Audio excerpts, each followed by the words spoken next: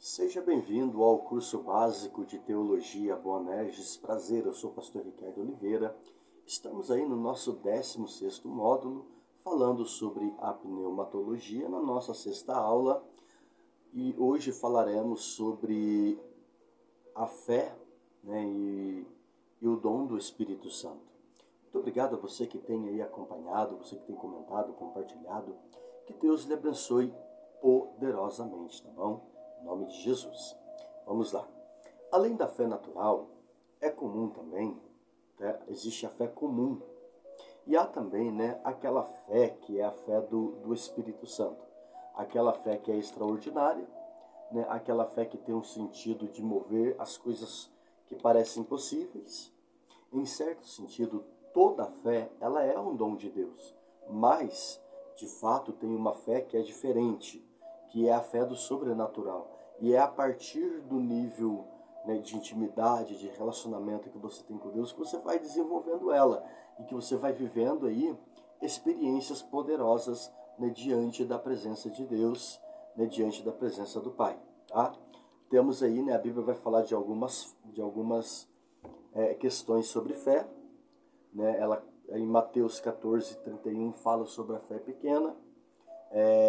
Em 2 Tessalonicenses 1:3, uma fé crescente. E Lucas 17:6 fala como uma fé de um grão de mostarda. E Mateus 15:28 fala de uma fé grande. Porém, o dom da fé, o crente ele passa então a aceitar a realidade, como toda a promessa de Deus sobre a vida dele, e o agir de acordo com a plena palavra de Deus. Desse tipo de fé poderosa e dinâmica, nós necessitamos aí tremendamente, e necessitamos tremendamente em nossos dias.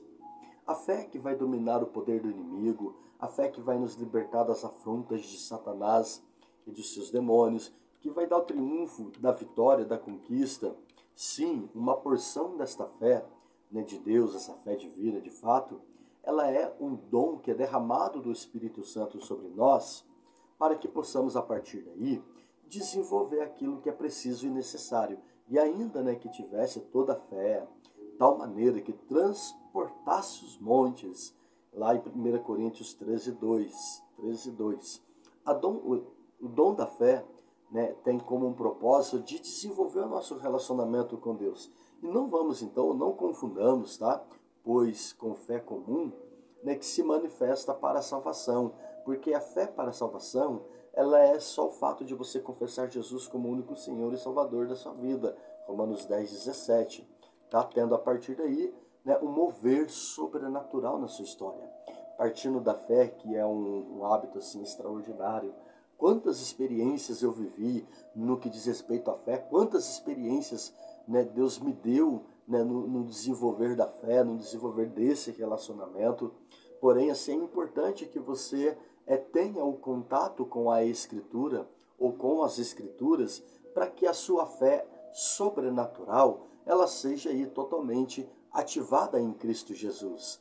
Tá? Então, se você precisa viver o sobrenatural de Deus, a primeira coisa que você precisa ter em Deus é que a fé vem pelo ouvir, e sim, o ouvir a palavra de Deus.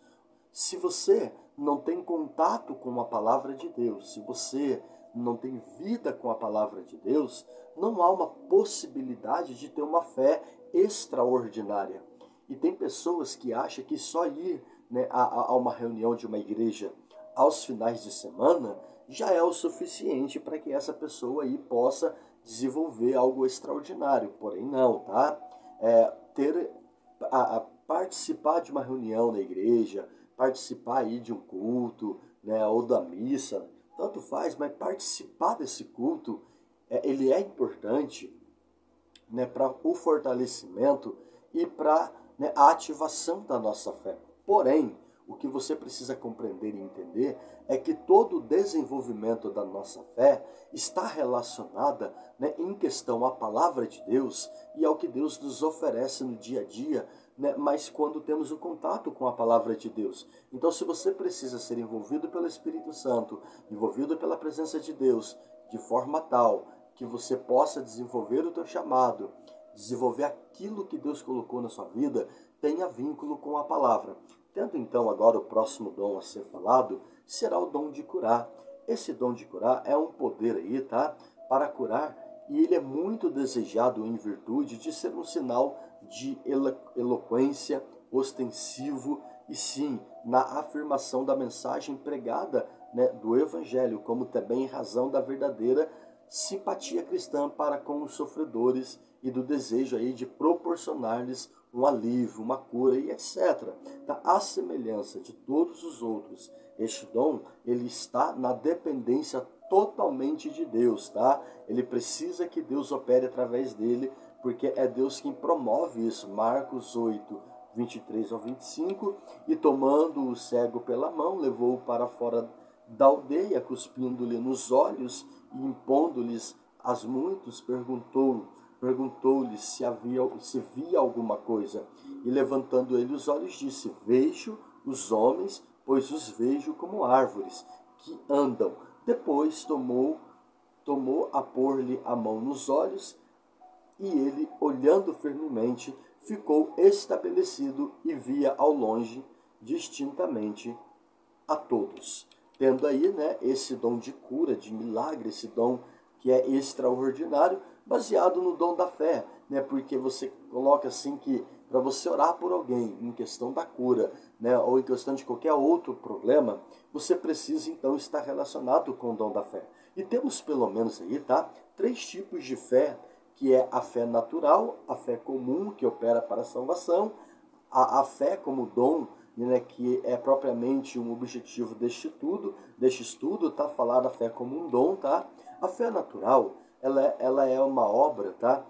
Que foi feita do Criador para com o homem, trazendo sobre ele a salvação e trazendo sobre ele, né, esse reencontro com o Eterno, né? Trazendo esse reencontro com Deus Todo-Poderoso. A fé comum é aquela fé que temos, né, propriamente numa expressão bíblica. Paulo vai escrever a Tito, né, verdadeiro filho segundo a fé comum, Tito 1,4, e esta fé é uma fé para uma salvação, para o desenvolvimento da palavra, e mediante a oração, né, o Espírito Santo ele toma o nosso caráter, né, trazendo cura, restauração, trazendo transformação, né, e nos levando a viver aí, tá, de forma extraordinária. Temos alguns exemplos, né? Um dos exemplos é dos 10 leprosos, Lucas capítulo 17, do versículo 1 ao 19. Jesus cura 10 leprosos, porém um só volta, né? Em questão assim de agradecer, tais, mas todos se moveram através da fé. E em tais casos de cura, o Senhor vai ensinar a importância e a lição. Claro, Ele quer, né, que a nossa fé seja fundamentada em toda a sua palavra, e não apenas através de sinais, maravilhas, prodígios, ou aquilo que os nossos olhos podem ver. Quantas pessoas por aí afora só têm fé por aquilo que vê, só têm fé por aquilo que sente. E na realidade, a fé não é visão e nem sentimento. A fé é algo muito mais do que isso, e ela vai mexer com toda a estrutura interior sua, né, falando aí dentro da pneumatologia, para que você possa compreender o contexto dela, tá? Porque o Espírito Santo é quem vai desenvolver, né, e que vai trabalhar na nossa vida. O texto, pelo menos, não vai registrar, né, os dons de curar como significado de que um homem possa possuí-lo. Assim seja habilitado a curar, né, as enfermidades, operando através da fé, operando através do relacionamento com Deus, tendo então, né, o que nós conhecemos como dom de operações de milagre, 1 Coríntios 12, 10, a operação de milagre é um outro dom de poder, e ao estudarmos, né, e ao analisarmos, né, a operação de milagre, né, ele vai nos dando aí, né, uma definição clara da forma como o Espírito Santo opera na vida do homem de forma tão extraordinária. A Bíblia é um livro, e é um livro totalmente de milagres. Fatos esses que são totalmente assim aceitos, né? Quando nós olhamos para a Bíblia, nós vemos aí o quanto Deus operou tantos milagres na história, né? No Egito, Deus operou um milagre de forma tão extraordinária, trazendo a libertação, né, do povo de Israel das mãos do Egito.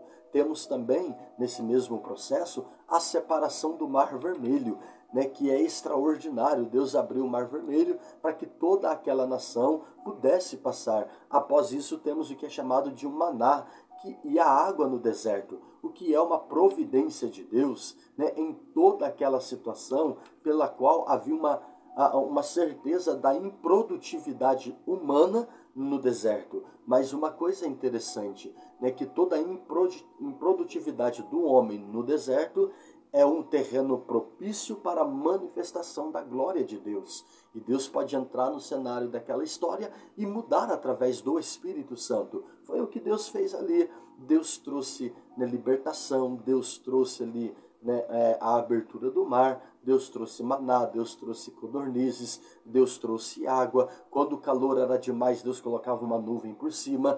Quando o frio era demais, Deus colocava uma chama de fogo por cima. E assim Deus conservava. E como que fazia com as roupas e sapato no período em que eles estiveram no deserto? No período em que eles estiveram no deserto, né, Deus cuidou da roupa, cuidou do sapato. Aliás, Deus cuida de tudo, né, quando você está na condição e está sendo conduzido por Ele.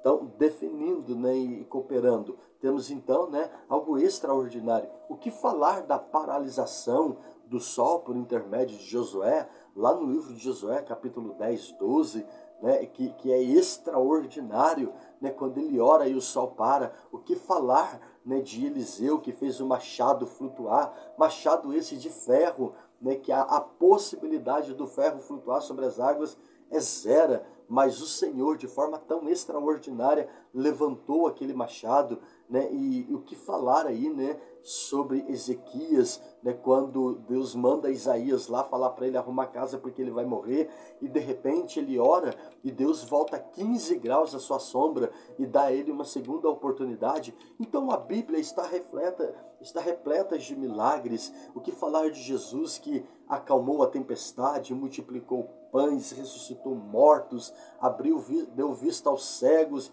curou leprosos. O que falar, né, de todos esses fatos extraordinários que a Bíblia vai nos apresentando no decorrer de toda a história, no decorrer de todo o evento que nos é oferecido. Como não crer no milagre? Como não crer na manifestação de Deus? Como não crer na provisão do Eterno? Como não crer que Ele cuida, se Ele cuidou até esse exato momento de todo aquele povo e da nossa vida? É extraordinário. Temos então também um próximo dom, que é o dom de profecia. Profecia é uma voz que através da qual, né, fala a sabedoria e a fé. E essa voz do Espírito Santo, tá? Uma pregação inspirada, ela pode ter um elemento profético. Contudo, a profecia é inteiramente diferente da pregação ordinária. A profecia, quanto à manifestação do Espírito Santo, ela vai tratar aí de um dom que vai capacitar o crente de transmitir a palavra ou de trazer a revelação de Deus durante aquela pregação, durante aquele momento, tá? E não se trata, né, de sermão previamente preparado, não. É algo que está fora dele. De repente Deus tomou aquele ambiente, tanto no Antigo Testamento quanto no Novo Testamento. Profetizar não é primeiramente predizer o futuro, mas proclamar a vontade de Deus e exortar. E exortar está em aconselhar, né, trazer para dentro, né, e para dentro de onde? Para dentro do corpo de Cristo, e levar o seu povo à retidão, fidelidade, à paciência. A mensagem profética, ela pode de fato, tá, desmascarar a condição do coração de uma pessoa. 1 Coríntios 14, 25. Ela traz os segredos do coração. Assim, né, lança-se sobre o seu rosto e eles passam a adorar a Deus e a glorificar a Deus. De que forma, então, podemos julgar a profecia? Quando se recebe uma profecia, você não julga o profeta, só a profecia que você vai analisando. Você precisa comparar e conferir com a Bíblia Sagrada, pois só o Espírito Santo pode lhe dar a certeza do que está sendo falado ou não. Você precisa observar alguns pontos em questão à profecia e quais são os seus propósitos e como seguir. A profecia nem sempre é uma predição. Muitos ministros pentecostais, tá, podem testificar aí de ocasiões quando no meio de um sermão subitamente o Espírito veio sobre ele de maneira fora do comum, e por um bom período de tempo fora tomado por este poder, proferindo verdades em que não pensava e nem estava escrito. Deve ter sido algum instância de predição no momento da sua mensagem.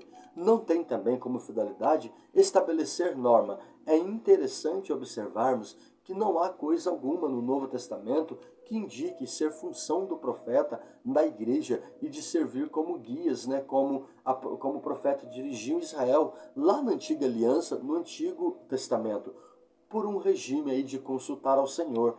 Há de fato exemplos tais como a profecia de Agapo acerca da fome que viria lá em Atos capítulo 1, do 1 ao 28, né, quanto ao que aconteceria com Paulo em Jerusalém, quando o profeta predisse, né, claramente que iria acontecer, Atos 21:1, mas é significativo que ele não proferiu palavra de direção. O modo de proceder ficou a critério da igreja. Os discípulos é que resolveram, né, quanto à providência a serem adotado. Tem a profecia como uma função preditiva e não diretiva, ou seja, o profeta limitou-se a dizer as tribulações que sobreviriam ao apóstolo em Jerusalém.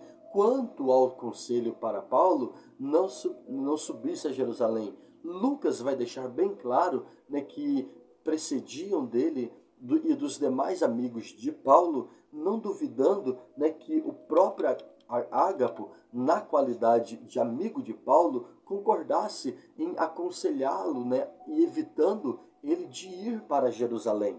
No entanto, prevaleceu a decisão de Paulo e, por fim, concordaram com ele, dizendo: faça-se a vontade do Senhor. Atos 21:14. Certamente, Ágapo não ficou ressentido, né, atribuído ao apóstolo como atitude de rebelde. Você precisa então compreender que a profecia ela tem que ser uma informação.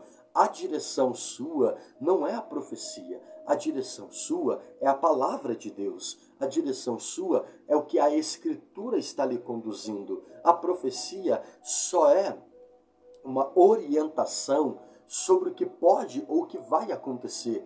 Tem pessoas que, infelizmente, só se movem pela profecia. Se Deus falou, eu me movo. Se Deus não falou, então eu não me movo. Então você precisa compreender que há um perigo muito grande nisso tudo. Então não viva, né, segundo a direção da profecia. Viva segundo a direção da palavra de Deus. E outra, não é infalível o dom da profecia. Atende bem para este assunto, pois muitos não admitem facilmente. O dom de profecia envolve uma função do homem e o divino, o finito com o infinito, imperfeito com o perfeito.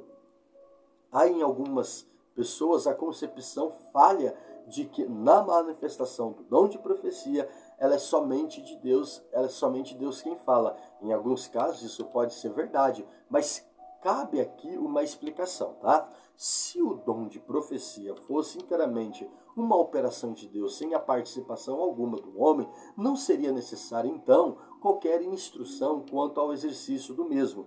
Deus não necessita de instruções. A inspiração divina, ela não exclui a participação do Espírito do homem. O Espírito de Deus é infalível, mas aí o dom, mas o do homem não é. Como prova disto, a sua instrução a Paulo vai afirmar: os espíritos do profetas estão sujeitos ao próprio profeta. 1 Coríntios 14:32. É claro que o Espírito de Deus não está sujeito aos profetas. E deixando claro, ele não está falando do Espírito de Deus, está falando do Espírito do profeta, ou Espírito do homem. Não haveria perigo de falhas, nem necessidade nenhuma, né, de ser submetido ao julgamento, porque está direcionado pelo Espírito Santo, tendo então agora o dom de língua, lá em 1 Coríntios 12:10, quanto à forma de falar em línguas, né, tem várias outras interpretações quanto a isso, tá? Então você precisa compreender que há quem fala em línguas, a língua daquelas que são faladas por anjos, e há quem fala em línguas, aquelas que são línguas, né, maternas, línguas o nosso dialeto, tá? falando sobre o nosso dialeto de forma clara, né? Eu só falo português, não tenho a dominância do inglês, mas de repente, em algum momento, o Espírito Santo pode me tomar, e o Espírito Santo, então, ao falar em línguas como eu falo, pode me dar a habilidade naquele momento de falar, né, o inglês de forma tão fluente, né, que fique evidente de que houve uma manifestação de Deus. As línguas estranhas faladas no culto, elas devem ser seguidas, né, quando a gente fala de língua estranha, de uma interpretação. Também, né, é pelo Espírito Santo para que a congregação conheça o conteúdo e o significado da mensagem pela qual está sendo transmitida. Dado como mensagem, a congregação, um dos propósitos dos dons de língua é confirmar a palavra ensinada. Neste caso, é indispensável a interpretação. Deste modo, toda a igreja pode ser edificada, sendo este o propósito aí do dom de língua, tendo então o chamado dom de interpretação de línguas. 1 Coríntios 12, 10. O dom de interpretação de línguas é algo semelhante à interpretação de uma língua estrangeira, né, por um hábil intérprete que explica o mesmo sentido numa língua que conheçamos. Há, contudo, algo muito mais importante que você vai estudar em seguida: como é feita a interpretação.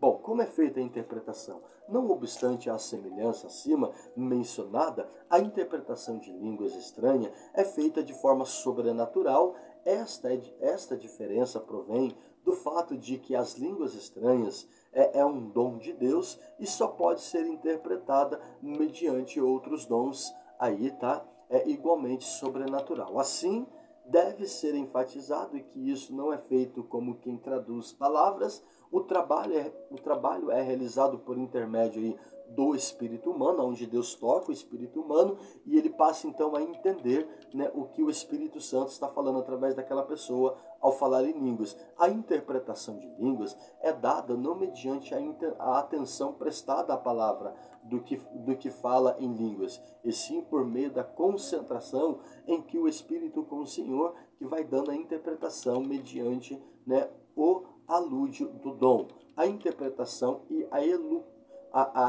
a elocução inspirada. Na interpretação, as palavras são dadas, tá, por revelação e seguem as regras da profecia, e toda a elocução é inspirada, né, vinda de Deus, né, para que haja um entendimento claro e extraordinário. Tá? Não há necessidade de intérprete oficial na igreja.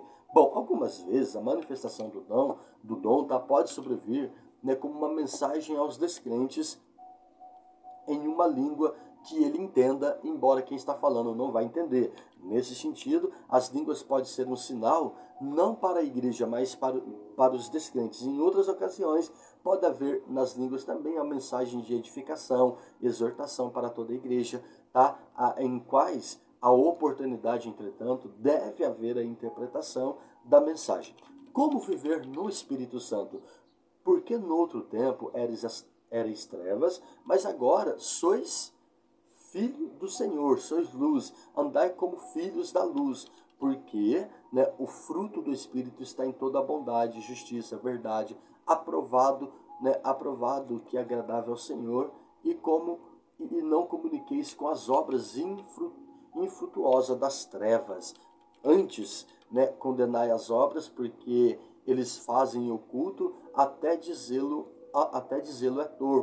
é torpe, mas todas essas coisas se manifestam sendo condenadas pela luz, porque a luz tudo manifesta, porque Deus diz: desperta tu que dormes e levanta-te dentre os mortos, e Cristo te esclarecerá. Portanto, vede prudentemente como andais, não como nécios, mas como sábios, remindo o tempo, porque os dias são maus.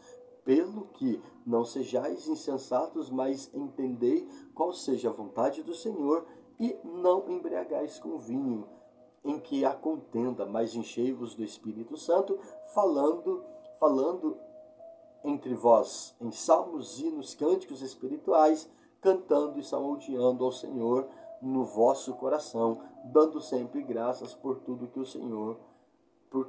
o nosso Senhor Jesus Cristo.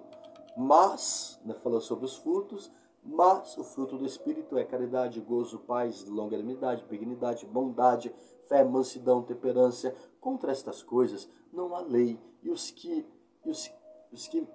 a si mesmo em Cristo crucificaram a carne, as suas paixões e as concupiscências, vivem em espírito, andando. Então andemos também em espírito e não sejamos cobiçosos, né, de vanglória, irritando-nos uns aos outros, invejando-nos uns aos outros. Esses dois contextos falam de uma base um tanto quanto, né, interessante. Andar no Espírito é um desafio constante e diário, porque andar no Espírito vai fazer com que nós tenhamos aí os frutos que é dado pelo Espírito. E quais são esses frutos? Né? O fruto que é dado pelo Espírito Santo é o fruto da caridade, o interesse de buscar o bem maior de outra pessoa, o de alegria, que é a sensação baseada dentro da palavra de Deus e tendo um sentimento de paz, apesar de todas as guerras, todas as batalhas e todas as lutas. Longanimidade vai falar de paciência, perseverança, a pessoa que é tarde, a pessoa que não se ira por qualquer coisa. Benignidade é não querer magoar ninguém, né? e nem provar das suas maldades. A bondade é uma ação pela qual você faz com alguém. E fé vai falar de lealdade, mansidão é moderação, associação, e temperança é o total controle, o domínio próprio de tudo que você tem. O ensino de Paulo sobre o fruto do Espírito Santo é uma orientação que ele dá, né, em questão à prática da sua vida, né, em questão ao seu comportamento para com Deus. Então temos então essa manifestação. E para nós encerrarmos o assunto, né, sobre a pneumatologia, vou encerrar falando sobre aí a blasfêmia contra o Espírito Santo. A palavra de Deus começa dizendo assim, ó: portanto eu vos digo, todo pecado e blasfêmia se perdoará aos homens, mas a blasfêmia contra o Espírito Santo não será perdoada aos homens. E se qualquer disser alguma palavra contra o Filho do Homem, se lhe há perdoado, mas se alguém falar contra o Espírito Santo, não lhe será perdoado nem neste século e nem no futuro. Mateus 12, do 32 ao 33. Bom, atente para o que vai ser apreciado aqui. Nem todo pecado contra o Espírito Santo é blasfêmia, tá? Você precisa entender uma coisa. A blasfêmia ela é um pecado muito sério, tá? Ela tem uma definição muito séria. O que é uma blasfêmia contra o Espírito Santo?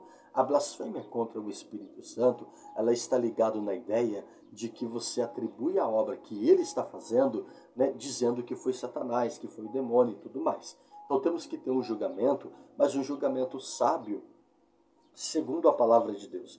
De fato, né, infelizmente, existem vários exageros por aí afora em questão às manifestações da pessoa do Espírito Santo. Mas a orientação que eu lhe dou é: não seja ousado, tão ousado assim, a ponto de ficar apontando certos eventos, né, deixando aí a ideia de que essa pessoa que está fazendo isso é conduzida por Satanás e aquela coisa toda. Cuidado com isso. Isso é muito perigoso, porque pode ser que seja o Espírito Santo fazendo determinadas situações. Mas não está na palavra de Deus. Mas João 14:12 fala: aquele que crê nas obras que eu fiz, farás-as igualmente, e obras maiores do que essa fareis, porque eu vou para o Pai. E Jesus vai dar uma aula extraordinária no livro de João, e quando ele fala sobre isso, ele fala: eu tenho muita coisa para vos falar, mas vocês não podem suportar agora. Mas quando vier o Consolador da parte do meu Pai, que eu vos enviar, ele vos falará todas as coisas. Ou seja, teve coisas que Jesus não conseguiu transmitir, porque não tinha um tempo e não haveria uma compreensão melhor. Veio o Espírito Santo e agora o Espírito Santo está transmitindo a essa geração alguma coisa que aparentemente você pode não considerar estar dentro da Bíblia. Então, assim, muito cuidado com o julgamento, muito cuidado com essa colocação. Isso pode ser muito sério. Uma certa vez Jesus estava pregando e curando as pessoas e libertando elas de espíritos malignos, até, né, que os religiosos da época disseram: ele expulsa, né, os demônios pelo dedo de Beelzebu. Aí Jesus repreendeu eles e falou: olha, cuidado, né? Eu não expulso pelo dedo de Beelzebu, não. Eu expulso pelo dedo de Deus. Cuidado com a blasfêmia. Cuidado com o que você fala. Isso é muito sério. A gravidade do pecado da blasfêmia é muito sério, tá? O pecado de blasfemar, tá? Ela a torna particularmente horrendo, né? Quando praticado contra a pessoa do Espírito Santo. Pois o resultado vai nos afastar, né? E vai ter uma separação do único que pode nos conduzir a Deus, né? Ao arrependimento e ao pecado. Se nós pecarmos contra Ele, quem nos conduzirá a esse ambiente? Então temos que ter esse discernimento, né? Não podemos resistir o Espírito Santo, temos que ter a compreensão de que o Espírito Santo é a pessoa que nos orienta, né? Diante dos fatos e diante das circunstâncias e das situações que estão aí à nossa volta. Então, no nome de Jesus, eu lhe peço encarecidamente, toma cuidado com o que você diz. Toma cuidado com o que você fala. Isso pode lhe custar e custar muito caro se você proferir qualquer outra palavra que não seja de fato de acordo com a vontade e de acordo com o propósito de Deus. Fico por aqui com a aula dessa teologia, terminando aí, né, em nome de Jesus, né, a nossa aula. E no nome de Jesus, na nossa próxima aula, vamos começar a falar sobre, né, as epístolas paulíneas e as cartas em gerais, tá bom? Deus te abençoe. Até o próximo, né, até a próxima aula, né, em nome de Jesus. Graça e paz. Muito obrigado. Até mais, em nome de Jesus. Que Deus lhe abençoe em todas as áreas.